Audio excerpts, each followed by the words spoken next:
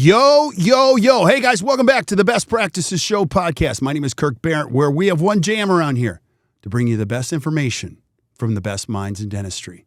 And today we talk about how to make a dentist's life easier with my good friend, David Harris. It's frightening and enlightening, and we introduce best practices. So in the long term, you create a very healthy practice. Please listen up. This will save a lot of heartache, and it's just the right thing to do in any business. So I hope you guys enjoy it. We'll see you soon.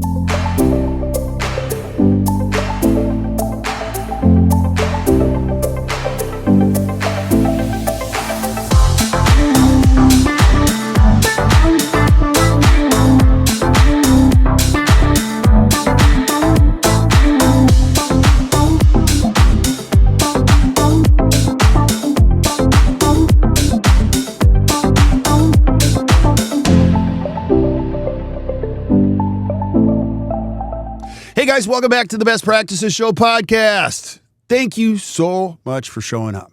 And I'll keep bringing it with great people and great minds to help you create a better practice and a better life. And today, we're going to talk about how to make a dentist's life easier.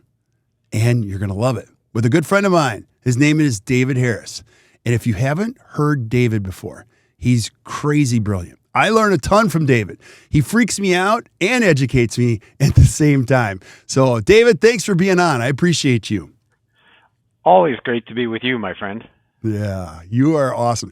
Now, if you've listened to previous podcasts, you're going to see David is an expert on many things. He's an expert on how people think.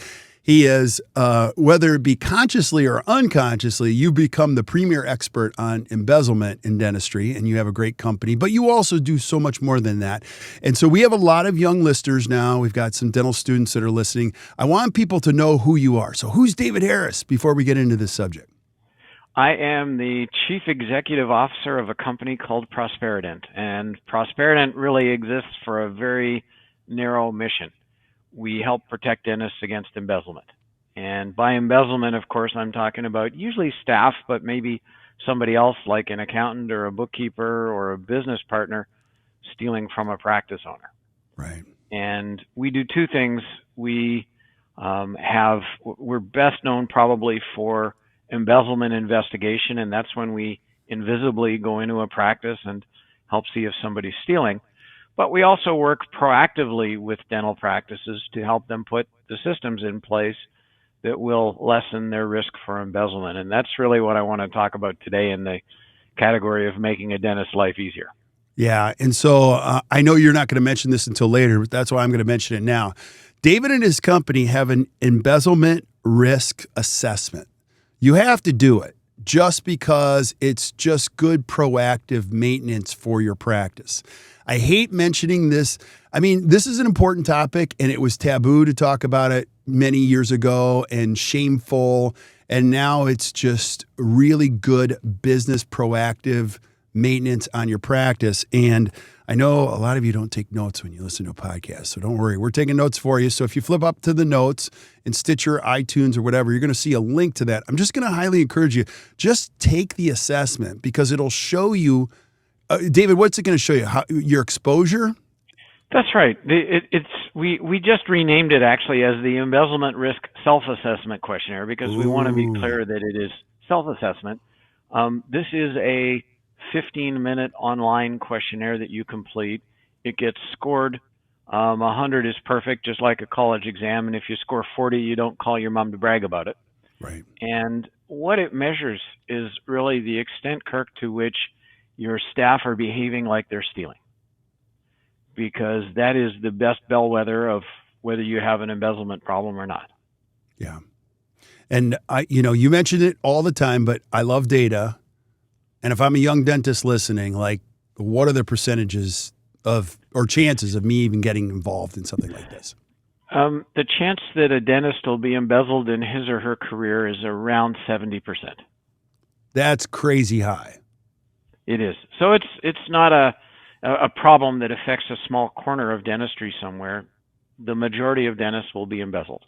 And sometimes it's small, it's taking pens from the office or a few $1,000s or maybe scrap gold from the gold jar. And sometimes it's over $1 million. What percentage get embezzled the second time? About half of those who get embezzled once will be embezzled again. And about half of those will be embezzled again. Yeah. And here, I always have to say this when we're talking. Number one, our goal with this podcast is not to freak you out and destroy the trust that you have with your team.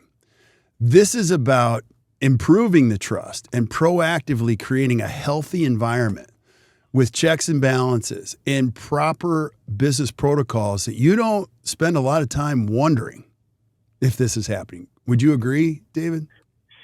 Absolutely. Most dental offices don't have really good control systems, and that means that people get away with things that just shouldn't happen. And the goal is to improve. And it's just like dentistry. If I'm a patient and I go to my dentist and say, "Doctor, I want to spend the least money in my lifetime on my teeth," what the doctor's probably going to do is hand me a toothbrush and a can of dental floss and say, use those like you believe in them, and see my hygienist every 6 months, and that will keep your lifetime outlay to the minimum, because what happens if you neglect those things is going to cost a lot more, and it's going to be a lot more invasive. And I'll say exactly the same thing about embezzlement. Prevention is far, far, far cheaper and requires a lot less heart muscle than remediation. Amen, brother. Okay, so I'm a dentist. How do you make my life easier? And where do we start with the why on this? Let's start with the why, and then we'll get into the how. Let's talk first about how embezzlers think. Okay. And if you're a dentist, Kirk, and I work for you, the first question I'm going to ask is, does Dr. Behrendt know how much money should be in today's bank deposit? It doesn't matter, to be clear, whether you make the bank deposit or I, your office manager, do. The first question is, does Dr. Behrendt monitor how much the practice management software says was collected? Mm-hmm. And if the answer to that question is no, which is probably the case in 80% of practices, then stealing is incredibly easy for me. I mean, all I have to do is divert some of the deposit. I don't have to do anything exotic in software. If you do monitor deposits against collections, I can still steal, but it's a lot harder, because now what I have to do is teach the software how to lie to you about how much money came in. Mm-hmm. And it can be done, but that's a lot harder. So let's ask the really basic question. Why do 80% of dentists not compare what software says they collected versus what went into the bank? I mean, it's a simple concept. Yeah. Why? The problem is that the practical application of it's a little bit tough. So it's the end of the day today. It's 5 o'clock. You've had a busy day. You've seen 20 patients. You got bit twice. You are really thinking about getting out the door. Yep. And there's a report that appears from your practice management software, and you get the idea, okay, but before I go home, I really need to check this against the bank deposit. Here's the problem. A lot of the money that was collected today is going to arrive in your practice's bank account either earlier than today or later than today. In other words, we have what we call timing differences. So think about a patient who pays today by credit card. Your software captures that as a payment today, your practice management software. Right. But that money doesn't get to your bank until probably 2 or 3 days from now. So you actually have no way of comparing that amount in your software against a deposit in the bank today. You kind of have to say to yourself, okay, I need to write that down on a piece of paper, put it in a spreadsheet or something, and then come back to it 3 days from now and see if that amount actually arrived. And another complication is that a lot of payments go by electronic funds transfer into a doctor's account. Right. And when an insurance company pays by EFT, there's a timing difference, but it's actually in the opposite direction. So what the insurance company does is they send out the money electronically, and they send the EOB, the explanation of benefits, via the U.S. Postal Service. The electronic funds transfer of money gets there in your bank account in about 30 minutes. The EOB, the explanation of benefits, might take 4 or 5 days to arrive, and then somebody in the practice opens it and they might be too busy today to post it, so maybe it goes tomorrow. Mm. And again, what you're forcing the doctor to do is to go back into the electronic banking and try to find a deposit that might have happened 4 days ago, or it might have happened 34 days ago. So trying to do all that at the end of the day when you're really thinking about getting out the door is a bit of a daunting problem, and it's asking a lot of somebody at a moment in time when they probably don't want to do it. And the consequence is, as I say, most doctors have kind of given up on this one. Right. We have always had the tradition that this should be done on a daily basis. And I'm probably going back to before your time, but if you think back to before computers, in the old pegboard system, there was really no such thing in pegboard as a monthly report. Nope. There was, the whole focus of pegboard was the day, and at the end of the day, the doctor got the report and the bank deposit and lined one up against the other and decided that all the money was there. So we've continued, even though computerization's been around in practice management software for over 3 decades, that basic mentality of this is something we should check at the end of each day is still there. Yeah. So I'm going to make a radical suggestion. Don't do that. Let's look at a month at a time instead of a day. And that means a couple of things. The first thing it means is that rather than doing this activity 20 times in a month, we do it once. So that just got a lot easier, even though we're doing it for a bigger period of time. Right. Once is easier than 20. If you had to do a quadrant of fillings, you would logically try to do them all at once, because it's numbing once and prepping once and so on, rather than doing that 4 times for a quadrant. Right. No different than reconciling your credit card bill once a month, or then trying to do it every day, right? That's right. But there are some other advantages. The second advantage is that a lot of those timing differences that I mentioned have now self-corrected. In other words, when you're looking at a whole month at a time, a credit card payment that is recorded in software on the 6th of the month and gets deposited to your bank on the 10th of the month is no longer a timing difference, because you're looking at the month as a whole. So now the timing differences you have to contend with when you look at a month are only the transactions that overlap the first day of the month and the previous month, or the last day of the month and the next month. So the percent of deposits, if you're looking at a single day, it's really easy for 80% of the money you take in today to have a difference between the day it hits the bank account and the day when it hits your software. Mm-hmm. When you look at a month at a time, now you're probably talking about 5 or 8%. So the magnitude of the stuff that's difficult to resolve gets much smaller. Here's the second trick people can do. So we're looking at a month at a time. When you look at your collections according to practice management software versus your deposits in the bank, you're probably going to end up with what I'd call a variance. In other words, this month either you collected more according to your software than what went into your bank, or you collected less.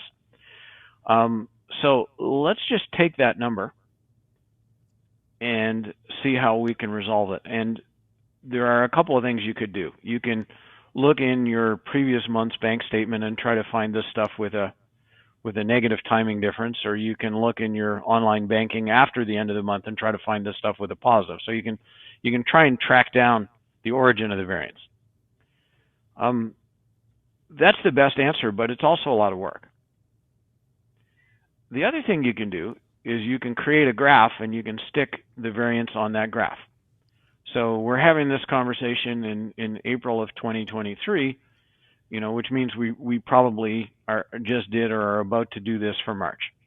So let's say in March that the practice management software collections were greater than the bank by $2,200. What you do on a graph somewhere, and it can be up on your wall if you like, or it could be on a spreadsheet or something like that is you put a dot for March at 2200. You do the same thing for April, you do the same thing for May, and if you're kind of mathematical about it, you fit a regression line to those dots. Right. If what you're looking at is timing differences reverse. So let's say on the last day of the month, a patient pays $4,000 by credit card. And let's keep it simple, and let's assume that's the only timing difference for that month. So what you're going to see at the end of that month, let's call it March, at the end of March, what you're going to see is practice management software is greater than bank deposits by $4,000. What you're going to see when you look at April is the reciprocal. In other words, in April, you have a $4,000 deposit and nothing in practice management software because the payment was recorded in March. So the variance reversed if what you're looking at is timing differences. Yeah. So when you plot your timing differences over time and you fit a line to them, what you get is something with a slope of 0 or pretty close. If you look at that line and it's not 0, it's increasing, for example, now you don't have timing differences anymore. It's something else, like maybe embezzlement. But you know what? Putting that dot on a graph takes a whole lot less time than trying to go back and find the origin of that $4,000 variance and make sure that the money was deposited. Right.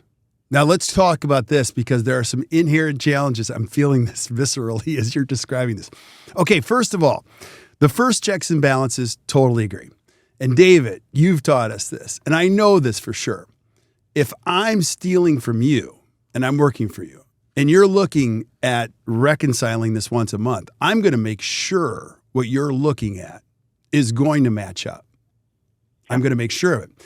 I think what you're proposing by this graph, which is crazy brilliant, it's brilliant. It's just one more step I have to take, which makes my job even more complex. Is that where we're going with this? Because what we want to do, if somebody's going to steal from you, as I say, if you are not doing a comparison between collections and deposits, yeah, you've made it so easy for me. I mean, the dumbest, laziest thief on the planet can steal in that framework. Right. So let's eliminate the bottom half intellectually of the people who want to steal from a dental practice. You know, this one step will rule out those people. Anybody who can't figure out how to cook your software now can't steal from you. Right. And if what's involved is doing this once a month, and as I say, not having to actually track down the source of the variance, but just plot it, that makes life so much easier. Can people still steal from you in that case? Yes. But now what they have to do is trick the software, which is a lot harder and a lot more demanding. There are other things you can do about those people, but this really basic control, which, as I say, most people don't do because it looks too daunting. You know, if we can make it as simple as getting a month-end summary report from your software, looking at your monthly deposits from your bank statement, and when you look at your deposits, you just to point out something that may not occur to all the audience, you have to pull out of there any non-revenue deposits. So if you got PPP money back in the COVID days, you know, that was a deposit to your account, but it was not revenue in your practice management software. If you have multiple accounts and you're moving money back and forth, those are non-revenue deposits. So you have to screen that stuff out. But if you have none of those, every bank in the statement gives you a total for the total deposit. So you don't even have to add them up. Right. The other advantage of looking at a month at a time is that what some thieves have done is if they think the doctor is looking at day-end stuff, but doesn't look at month-end information, then they'll come in on a Saturday or a Sunday when the practice is closed, and they'll put through a bunch of transactions that day they don't want the doctor to see. When you look at a month as a whole, you catch all those things. So there's an advantage there as well. But the real advantage is let's shut down those stupid, lazy thieves. Right. And let's make it so that Anybody who just pulls money out of the deposit and doesn't do something in software to cover it up will get caught. Okay. So we've already covered 2 steps that make dentist life easier. David, I'm a nice guy. I'm kind of a wuss. Actually, I am a full wuss. I love my team. I've never done any of this trust and verify things. And so now I listen to a podcast with David Harris, and I'm going to go back to my team tomorrow and go, hey, we're going to be doing, can you coach me on just, what am I going to say? Like, Sally's been here for 22 years. And how do I even introduce that I'm going to do these 2 steps? Well, first of all, why would you have to? You get the bank statements, I'm hoping. Right. And I really have an issue with any dentist who lets staff get that stuff first, and staff generally don't need access to your bank account. So the banking side you get already. There are some dentists who don't know how to print a month-end report from their software.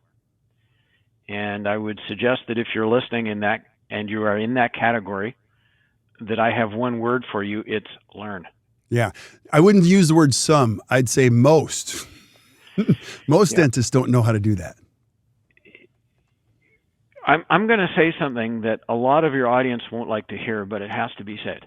Okay. Whatever reports you rely on as a practice owner from your software, print them yourself. As soon as you allow a staff member to print a report and hand it to you, you have given up control over the parameters used to generate that report, and it is really easy to hide stuff from you. So I know there are doctors out there who would like to go their whole career without learning the first thing about their practice management software. That software is more important to your financial well-being than your handpiece is. And you all know your handpiece like it's your child. Right. You need to embrace your software with about the same amount of enthusiasm. If you don't know how to print reports in your software, there is somebody somewhere who can show you. Every practice management software has trainers. There are lots of consultants. I know you've got some people who know a lot about software. Yep. And I'm sure that Kirk's team can help you with this. If you're stuck, we can help you. But print your own reports. So what's involved here is getting bank statements that you already get anyway, and learning how to print exactly one report from your software. And assuming that you can climb those 2 mountains, you don't need to go to your office manager and say, I'm going to start doing this. Right. You might end up going to the office manager later with a question about discrepancies. And if they've never seen you ask that question before, they may wonder why or even how you got the information. But you can decide at that point, when you're likely facing a problem, you can decide how important secrecy is to you. But just to do this calculation, no, you don't need anybody's help. Yeah. I love that. So just want to recap so far. Number 1, do the monthly reports. Number 2, keep a graph of the discrepancies. And number 3, learn how to print the reports yourself on a monthly basis. Love it. Love it. Is there a step number 4? Well, step number 4 happens when you start seeing variances that don't look like they're caused by timing. Like, give me an example. Well, like somebody stealing your money. Okay. That would. I'm not going to see that right away, though. No, but if somebody's taking, and the typical thief will take between 2 and 4% of your collections. Okay. Okay, so you have an office that's collecting $100,000 a month. That means we would expect a thief, once they kind of get comfortable with their pattern, to be taking between $2,000 and $4,000 a month from you. So when you're looking now at your variances each month between collections and deposits, and you see that January was $2,000 and February was $2,300 in the same direction, and March was $1,700 and April was $3,500. When you start seeing that the variances are all on the same side of the origin on your graph, as I said, this isn't timing. So now you have a sleepless night, and what you do hopefully in the morning is call Prosperident. And I know that Kirk will put our phone number in the show notes, so I'm not going to encourage people who are driving and listening to this to try to write it down. For sure. But you call Prosperident and you say, "Here's what I'm seeing," and we'll help you take it from there. So I guess that's step 4. Okay. What do you do? What do you do when this doesn't look right? Mm-hmm. Yeah, this is it's not potentially, it is a sticky situation. And it can be wildly, you go through a whole range of emotions, and ultimately, if you settle on one called shame, you often don't do anything about it. You want to mitigate this from your brain and your practice, and it just becomes a very awkward situation. By involving a third party that is sharp, non-confrontational, you're just going to be doing a system of checks and balances. It becomes an easier conversation. Wouldn't you agree? It does. And when we investigate, our investigations are completely invisible to staff. We go to tremendous lengths to make sure that when a doctor calls us with unconfirmed suspicions, and sometimes it's been confirmed, but when it's somebody who says, I think Sally, my office manager, is stealing, our whole process is intricately planned so that Sally has no idea we're on the job. Right. And that's important. But let's talk about that shame, because I get that a lot from people. A dentist will call me and they'll say, "Yeah, I've been a bit negligent in my overseeing of my practice, and now I think that Sally, my office manager, is stealing." And what I say to that doctor, and I will say to the next one who calls me, is, let's understand how unequal this battle really is. You are busy all day, every day, trying to do great dentistry for your patients. And that is your primary focus. And while you're spending that time doing that, Sally, your office manager, has the whole day to think about how to separate you from your money. And beyond that, your control systems are 100% visible to her, because she's the person who lives with and probably in some cases implemented those controls. So Sally knows whether you compare the day-end report to the bank deposit. Sally knows whether you look at a day-end report at the end of the day or you just throw it in your basket to get to when you get to. Right. Sally knows whether you get the mail or she does, whether you make the bank deposit or she does. And Kirk, it's kind of like playing poker with somebody, but your cards are face up and theirs are hidden. That's kind of how I view the challenge that a doctor has. So a lot of people call me and they're really beating themselves up. And let's put on the table what we both know about dentists. They come from a culture of accountability where Right. everything that goes wrong in their practice, whether it's something a hygienist does 40 feet away from them when the doctor's completely doing something different, everything that happens in the office is their responsibility. And in a clinical sense, I agree with that completely. When it comes to running the business, I think a lot of dentists hold themselves to an unreasonable standard. And they really beat themselves up because either something goes wrong that they think that they should have caught sooner, or because something happened and they never caught it at all. Mm-hmm. And I get a lot of calls from people who are kind of smacking themselves in the head and saying, if only I had done this little thing differently, so, I would have seen that was going on. And I say to them, embezzlement's a pretty interactive crime. The person doing it knows exactly what your systems are and plans their crime accordingly. Yeah. So when you asked the question and I answered, well, do we need to go to the office manager with the fact that they're going to start doing this? My answer is no. In fact, I think the less visible this activity is, the better you are. Yeah. A couple of things. I would just throw the listeners a bone. So if you're listening to the podcast, I just thought of this when one of our whole core purpose, it's called the Best Practices Show. So you can use us as one of the reasons. Just say, listen, I'm a frequent listener of the Best Practices show. Here's why I listen to it. It's just the best practices in dentistry. And that's truly what we're bringing to the table. So keep showing up. Every single time you show up to this podcast or you listen, and I'm going to like self-sell this a little bit because I don't really sell a whole lot. I'm going to bring you best practice. So you could literally just say, listen, I listen to this show because it tells me what to do as far as best practices. And they had a guest who said best practices. So these are best practices. That's first thing. The second thing, and David, you used the word accountability. That's always a trigger for me. I love this profession. I love human beings. And accountability is misused. You know, it really is you. People use it as a trust thing. It is not a trust thing. The byproduct of accountability is trust. But accountability requires accounting. And it's been my experience. Let me ask you this question. My favorite people I've ever met in the work environment, anywhere in the world, love accountability. They love numbers. They love checks and balances. They love being held accountable. They love accountability. They love transparency. Your least favorite people you'll ever meet don't want to show you the numbers, don't want to, so I think overall, I'm not calling anybody out in your office like Sally.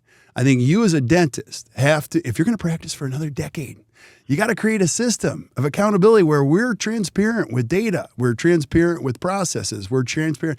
And when you find accountable people, they want to be even more accountable. True or false?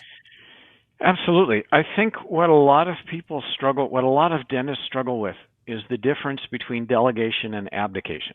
Ooh, explain that. Delegation is when you give somebody a job to do with that accountability that you just mentioned, and this is the important part, and you enforce that accountability. And abdication is when you say to somebody, I don't ever want to hear about this again. And I think in a lot of cases, dentists rush to abdicate around business stuff when really what they should be doing is delegating. And that's brilliant. Well, it's a simple way to put a complex issue, but the thing I think that dentists need to buy into is that with the finances of their practice, everybody needs oversight. In other words, if you have an office manager and 3 receptionists, one of the jobs of your office manager is to oversee the 3 receptionists so that they don't take your money. And your job is to oversee the office manager.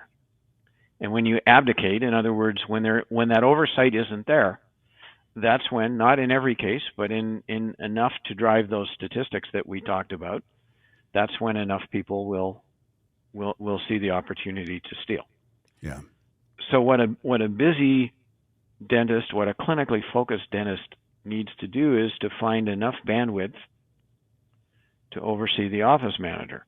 That doesn't mean, Kirk, that they need to do it personally.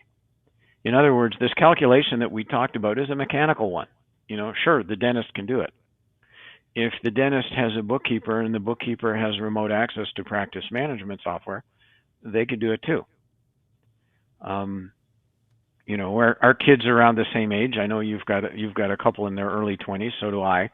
My son is in college, and if he wants beer money, one of the ways he can get that is he can carry out some responsibilities for my business.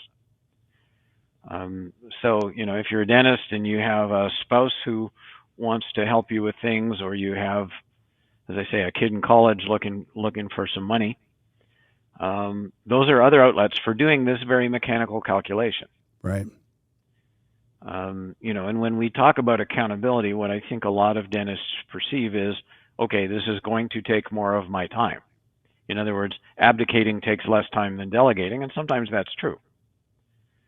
But let's think a little bit outside the box on this and see if we have other ways of achieving the accountability without necessarily a big time commitment on the part of the dentist. And when we talked about the title for today's episode of making a dentist's life easier, that's an easy way to do it.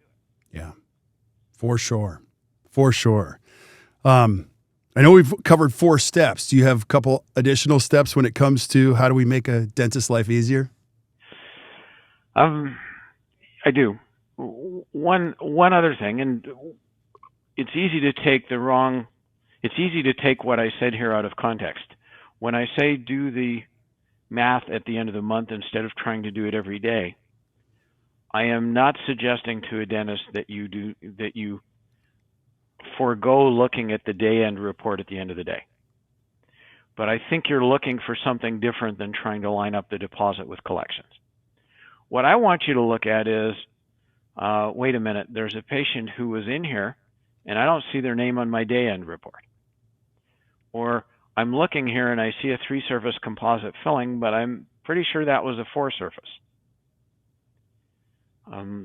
Looking at the hygienist work, do I see the amount of radiography that I'd expect? If your protocol in your office is that patients get annual x-rays and a panoramic once every 5 years, then what that means is that about half the patients in the hygiene chair should have bite wings or periapicals, and around 1/10 of the patients in the hygiene chair should have a panoramic. Right. So you still need to look at those things at the end of each day. I've seen cases where, some of this stuff was being done but not billed properly just because of miscommunication in the office. And if radiography's being done and not billed, I mean that's tens of thousands of dollars a year to a doctor. So stuff like that needs to be looked at the end of each day. But let's forget about the dollars. Let's deal with those once a month instead. Yeah. So I guess that would be my 5th pearl. Awesome. And David, I know, gosh, I could keep you for another hour. I have so many questions. I want to be respectful of your time. And we're going to have, we always have David back on a regular basis. We're going to talk about a few more things, but any last thoughts you have on how to make a dentist's life easier? Well, let's go back to something we talked about early on, that percent of dentists who get stolen from. Mm-hmm. And I said the number's around 70% in their careers. Does that mean that every staff member is looking to steal from you? Absolutely, positively not. It is a really small proportion of staff who cause the problems.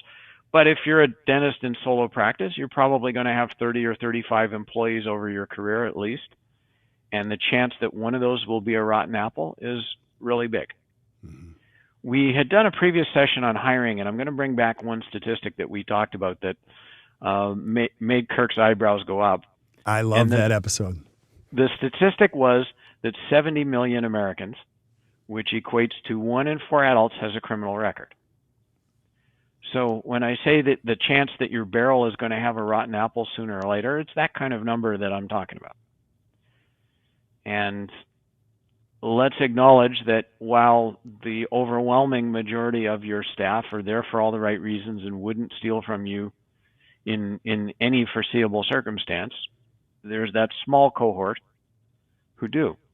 And we need to orient our systems around those people. For sure. David, as always, I love having you on the show. I get a chance just to learn so much, and I just can't say this enough. Our whole goal with this is not to freak you out. It's just to introduce best practices. I've had many dentists that are dear friends of mine that have been embezzled once, twice, and even a few third time. And it is so emotionally draining for them. It's really difficult. And they have a hard time trusting anybody. I've had dentists that have had their spouses embezzled from them. And that's even more complex. And I wish this for no one.